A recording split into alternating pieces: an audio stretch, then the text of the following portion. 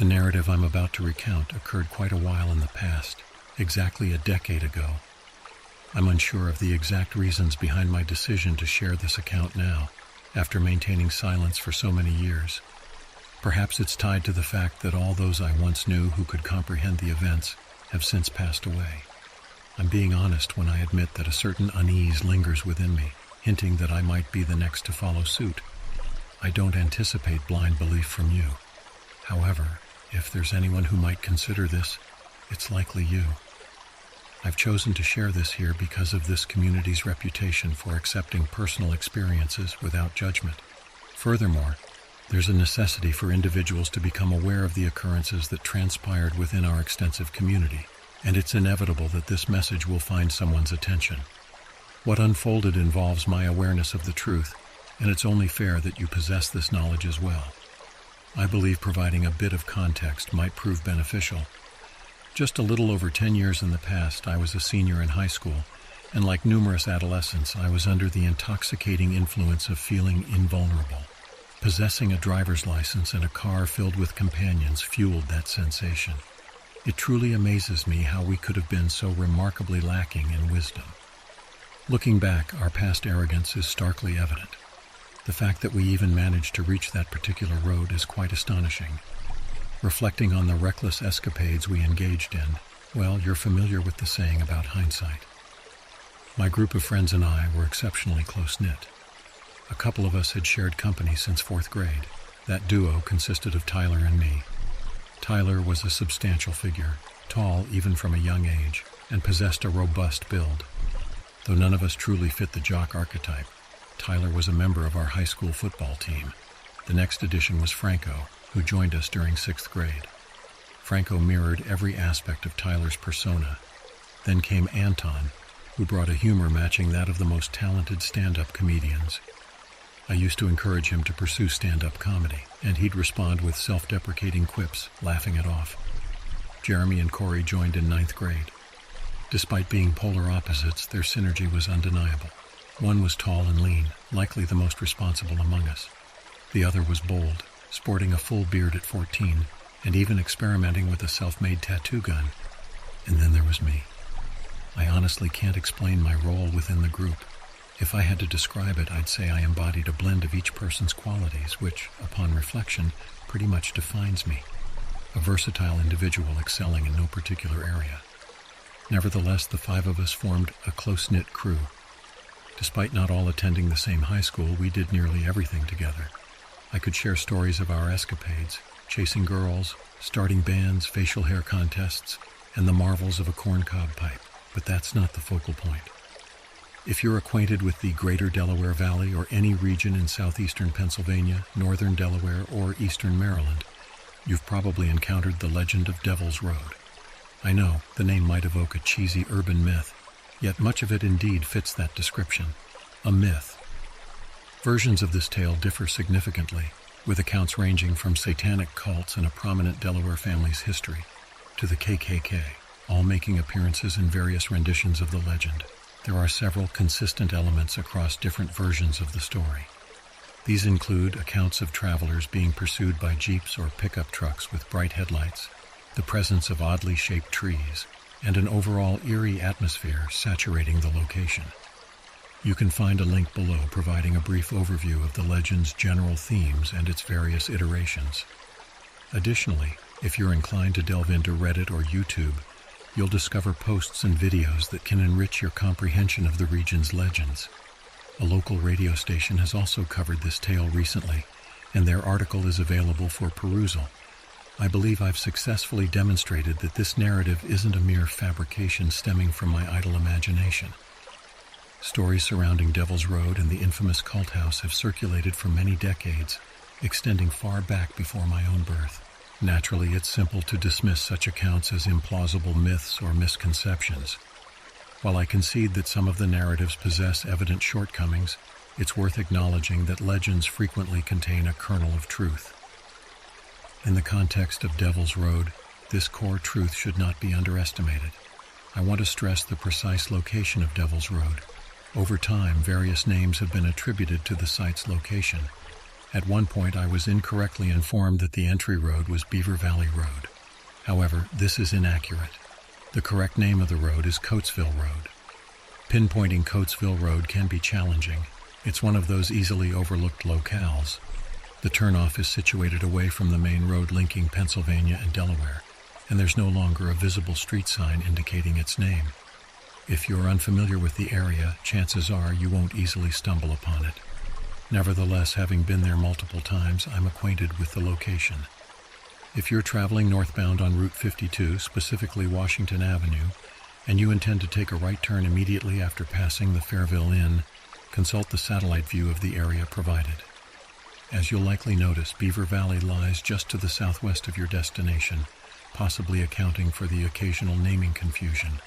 This entire vicinity is a labyrinthine network of interconnected, meandering back roads. These roads lead explorers off the conventional path and far from urban life. If you lack familiarity with the area and lack a reliable GPS system, becoming disoriented in these parts is all too easy. And one certainty remains: you definitely don't want to lose your way anywhere near this vicinity. A word of caution. I recognize that many of you derive pleasure from discovering and investigating places of this nature. The thrill likely grants you an exhilarating surge of adrenaline. I comprehend this sentiment, as it's what attracted us to this road a decade ago. However, I implore you not to attempt to navigate Coatesville Road. I'm not recounting this story to goad you into venturing there. My motives for sharing it are personal, and my aim is to caution you to steer clear. Ignoring this cautionary advice can yield no positive outcome.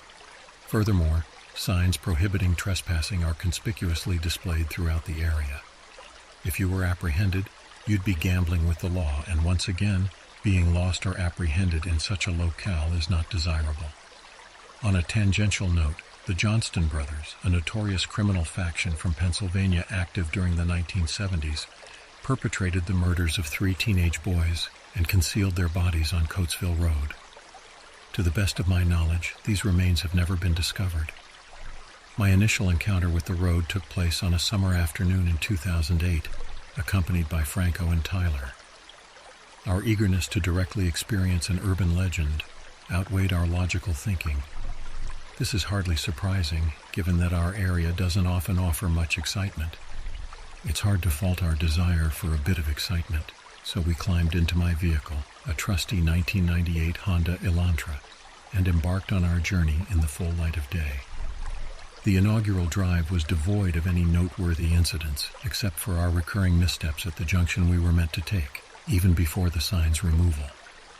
However, one aspect caught each of our immediate attention. An eerie ambiance permeated the place. It could be brushed off as our imagination, given our youthful enthusiasm for urban legends. Naturally, such a location would strike us as eerie. Allow me to provide more detail. Route 52, the main road leading to Cozart Road, is a bustling thoroughfare. The noise of passing traffic remains audible as you make the turn. Yet the instant you transition onto the actual road, the clamor from Route 52 vanishes completely. It's as if we had entered a vacuum that rejected any external influence. As I mentioned earlier, it was a summer day, and we had all the windows down to fully experience the road. Strangely, not a single sound reached our ears. Franco's uneasy joke still sticks with me. Goodness, who met their end here?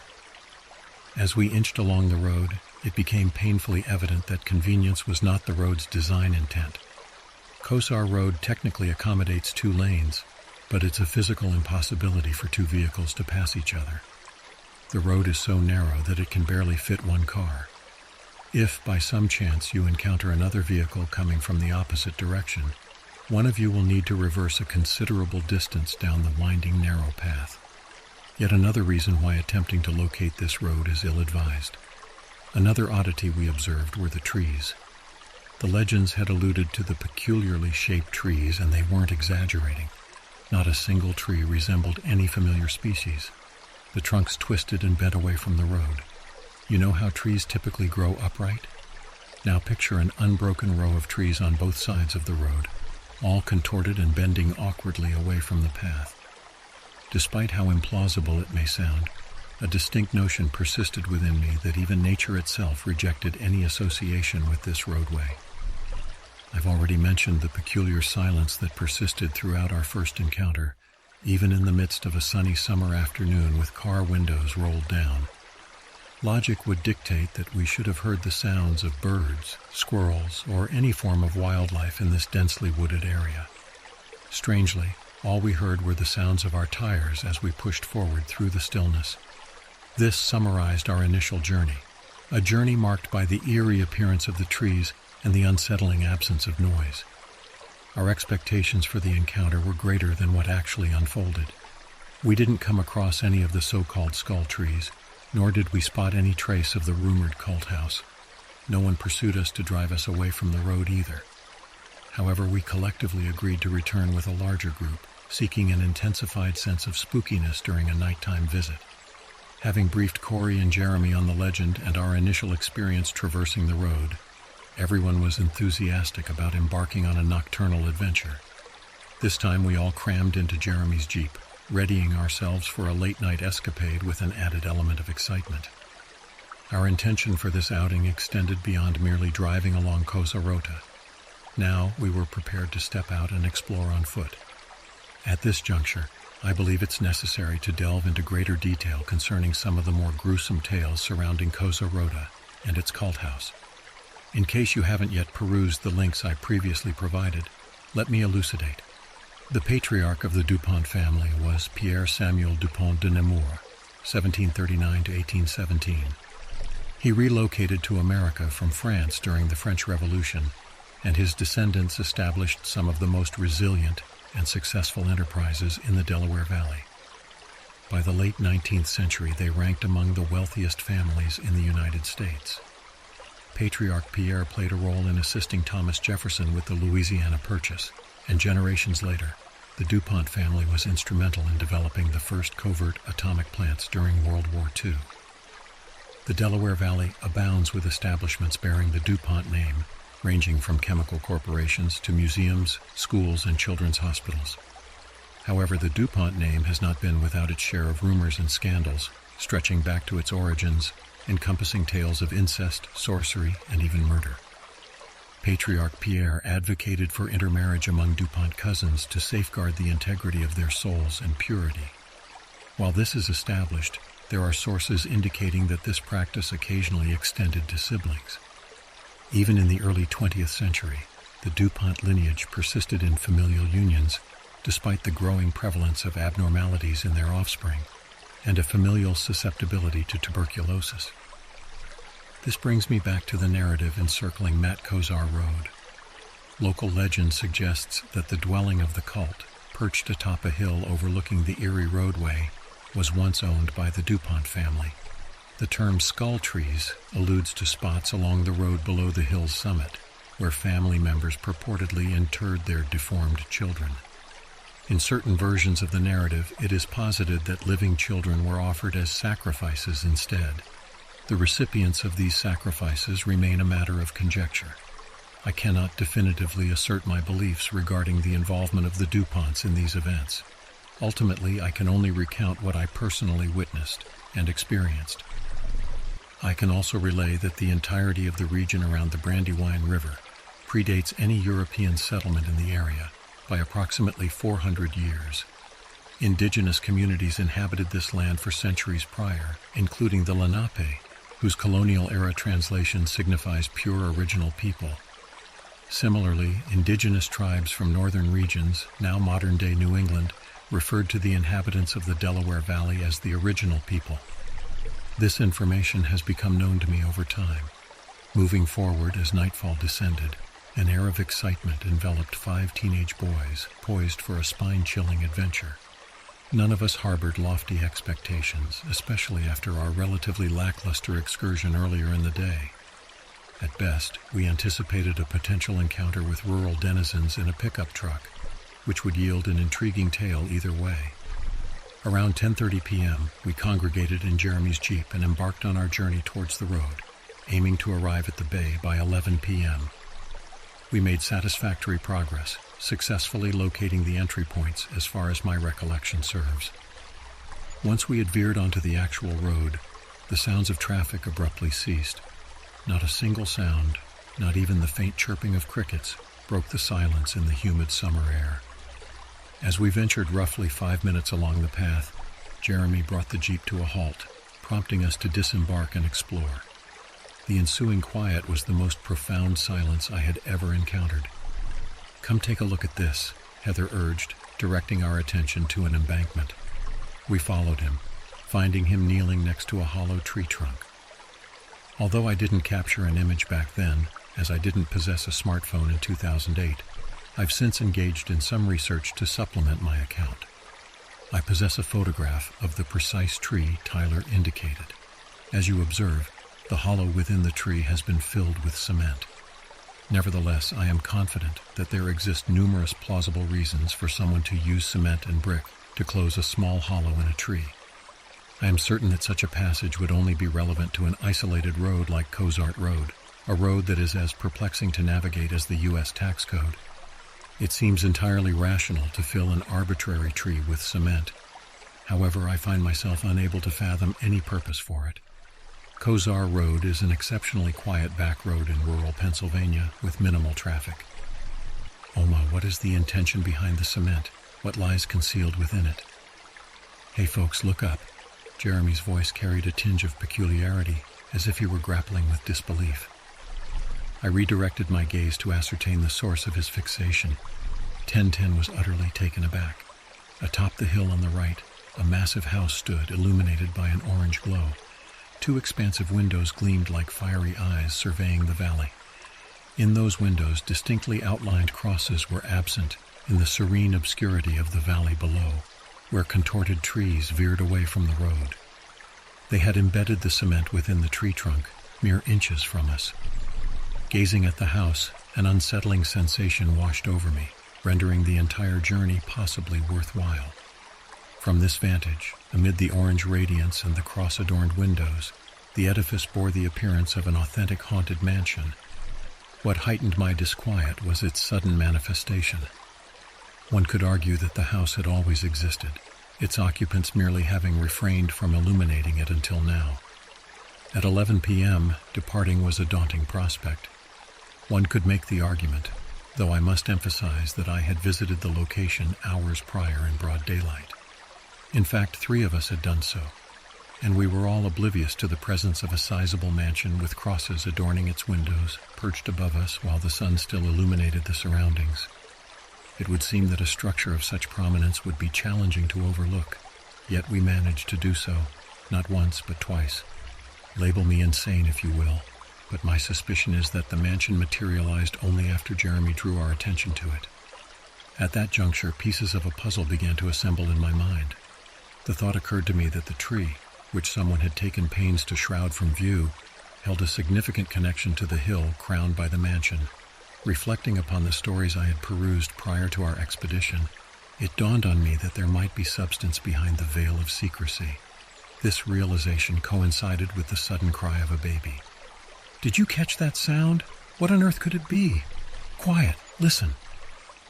I strained my ears to confirm the reality of the sound. For the first time since we had veered onto the road, an auditory disturbance emerged from a source other than ourselves, the distinct plaintive cries of an infant. Though slightly muted, as if echoing from a distant location, the presence of the sound was irrefutable. Each of the 5 of us was a witness.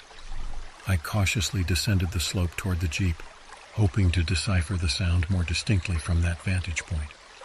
Oddly, if anything, the cries only faded further.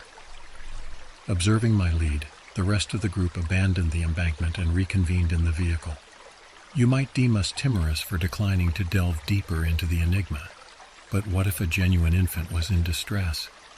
My speculation leans toward the idea that the origin of the sound lay beyond our capacity to aid. The Jeep inched forward while we craned our necks, gazing up at the mansion atop the hill. There appeared to be no driveways or accessible paths, rendering it a puzzle as to how anyone accessed the summit of the hill in order to enter the mansion. We would have continued our upward gaze for who knows how long, were it not for the deafening thunder that tore through the air, causing our Jeep to shudder and vibrate like a metal box on wheels. The noise surpassed any rumble I had experienced, both in volume and ground-shaking intensity. It resembled the resonance of a freight train coursing through the atmosphere above. The expressions we exchanged conveyed mutual bewilderment and fear as we sought to decipher the origin of this otherworldly sound. The perplexed and anxious grimaces we had previously worn remained, underscoring our mix of emotions.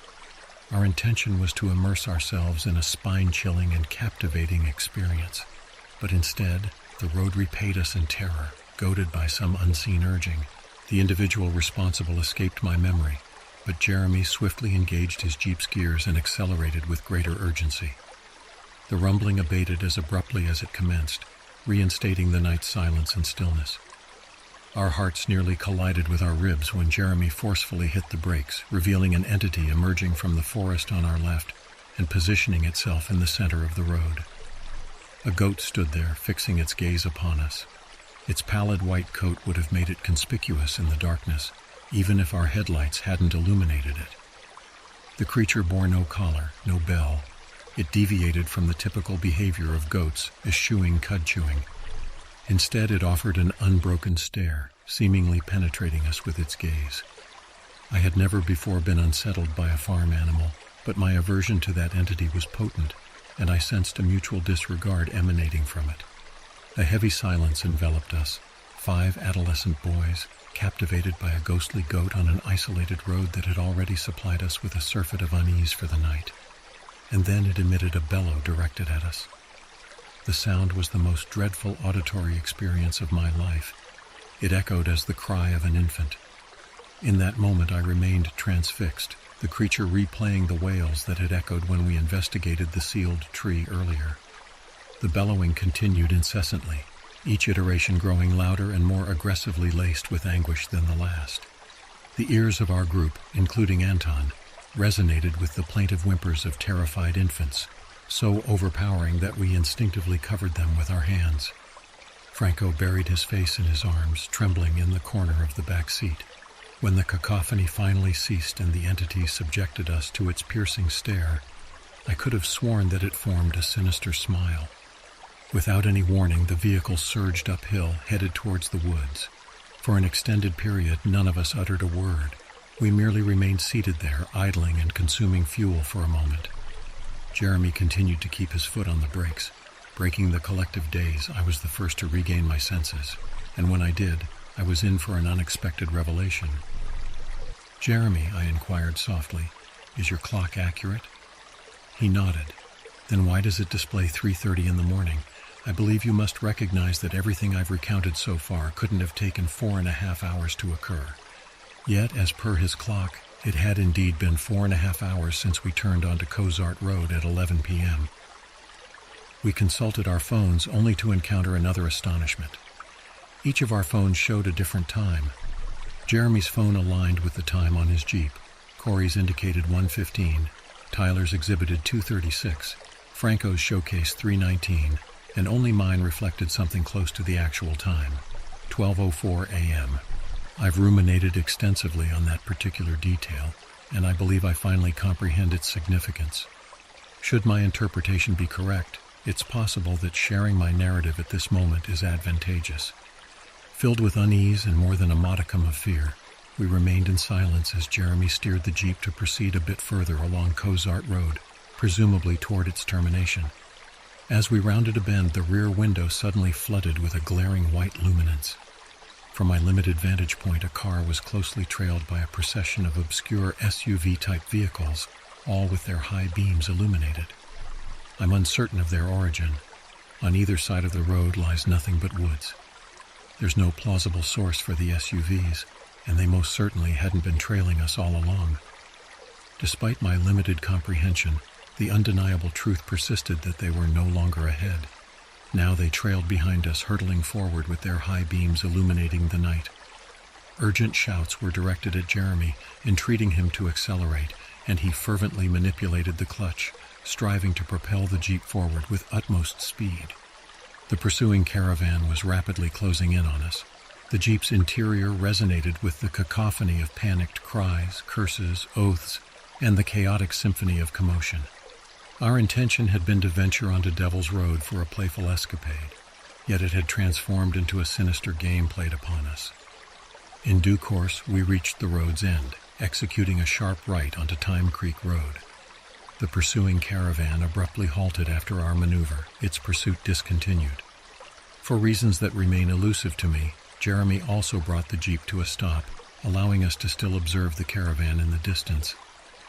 All of us turned our gazes backward, fixed upon the final stretch of Cozart Road, illuminated by the brilliant radiance of the high beams. And there, emerging from the terrain, a pallid goat stood enshrouded in the caravan's luminance. Once again its unblinking gaze was directed toward us. It neither blinked nor chewed. As its mouth parted, we were greeted by the chilling screams of a woman consumed by agonizing torment, accompanied by the anguished words, "No, no, please, no." Amidst our departure, the wails of an infant resonated as Cozart Road receded into the distance. As I've mentioned, more than 10 years have elapsed since that fateful night on the road. Franco and I attempted to revisit the topic several times, seeking understanding, but our efforts proved fruitless. The others chose to forever seal their lips on the matter. Following high school, our paths diverged. It's remarkable how the bonds of many years of friendship can disintegrate with such ease. Some might argue that this outcome was inevitable once the adhesive of high school no longer bound us. I don't necessarily concur. Initially, we hadn't all attended the same school, and we had navigated that separation quite effectively. It is, in truth, astonishing to me how our camaraderie dissolved within a mere few months following graduation. If I'm candid with you, I attribute a fraction of this dissolution to the road. Perhaps this perspective is irrational, but I can't help but sense that it pilfered something from us that night. That silence, those enigmatic images we couldn't decipher. I contemplate what might have befallen us had we never embarked on that ill-fated journey. Corey passed away at the age of 22, followed not long after by Tyler. After the loss of our friends, Franco, Jeremy, and I attempted to reignite the connections we once had, but it was short-lived. Franco's humor had vanished, and Jeremy had transformed into a pillar of responsibility, though he underwent extreme mood swings due to bipolar disorder. Jeremy got a girl pregnant, fled, and isolated himself from the world. A year ago, his car was discovered in the Brandywine River, his body still secured by his seatbelt. Just before Jeremy's tragic incident, Franco embraced a job as a landscaper, citing its good pay. Strangely, he seemed happier than he had been in years, reminiscent of the old, jovial Franco who used to bring so much laughter. Tragically, he was found hanging from a twisted tree on Cozart Road last summer. With each of their passings, I now grasped the significance of the clocks that night on the road. Only one clock remained accurate. Only one individual lived long enough to experience a reasonably content life. Only one endured to share the events and hopefully to persuade you to let things be. Pursuing Lodge Enza can only yield unfortunate outcomes. Recently, I made the unthinkable decision. Earlier this past autumn, I returned to Cozart Road. The road sign had disappeared, but this place was etched in my memory. I wasn't foolhardy enough to venture after dark this time. I opted to go alone in broad daylight, sparing others from being dragged into this. The road sign isn't the sole thing missing. I learned from my research and online engagements that Cozart Road had witnessed heightened police activity in recent years. Reports suggested that the Tranquil Streets residents had filed complaints about rowdy thrill-seekers disturbing their peace. While I don't wholly buy into that explanation, it might play a small part. The cement tree has been felled. This is its present appearance. The police's attempt to dispel the enigma of this place by felling the tree was gravely misguided. The enigma persists. The mansion atop the hill remained conspicuously absent, defying my expectations in the broad daylight. Whatever entity dwells here, it exists as a creature of night and shadow, questing, biding its time. I'm uncertain about the extent of the DuPont's involvement, if any, in the enigma of Cozart Road. Conceivably, they were mere scapegoats all this while, masking something grander and more intangible than themselves. However, it's also plausible that these rumors have trailed them through the centuries for a purpose. Perhaps they indeed have a part to play. Conversely, the DuPont lineage, which casts a substantial shadow over American history at large, could well be pawns in a grander scheme. Perhaps it was sheer chance that the Johnston brothers chose this location to bury the unfortunate children, rather than elsewhere. Conceivably, it's a fluke that each of my friends' last known whereabouts were either on this road or in close proximity before their lifeless forms were discovered. Yet my skepticism prevails. My research has impressed upon me one certainty. This location is ancient, predating the United States, even antedating Pierre Samuel DuPont, and stretching back further than the original inhabitants of this land. Whatever resides here predates us and will outlast us. This assertion rings especially true if one contemplates dabbling with Devil's Road. The road is no trinket to explore for one's entertainment. That lesson was etched into our hearts with sorrow. Regretfully, I stand as the solitary survivor who might genuinely comprehend. I traverse the vicinity of Cozart Road daily on my commute. I've long forsaken Time Creek Road. I uncovered a slightly swifter route to work that didn't necessitate drawing so near to Cozart. Moreover, when I revisited last autumn, I refrained from lingering on that path. I didn't even exit my vehicle to photograph the tree stump. I drove through quietly, taking in what details I could. They seemed scarcer than my memory served. I accorded the road much more reverence than my 17-year-old self ever would have. This time, no high beams pierced the darkness. No exclamations of "Wow, man" rang out. No infant's cries echoed. It was nearly serene. The sole noteworthy incident transpired toward the road's end, close to the juncture with Green Road. In my rearview mirror, I could have sworn I spotted a pallid head protruding from the trees, accompanied by the faint echo of Franco's laughter, interwoven with the sound of distant horns.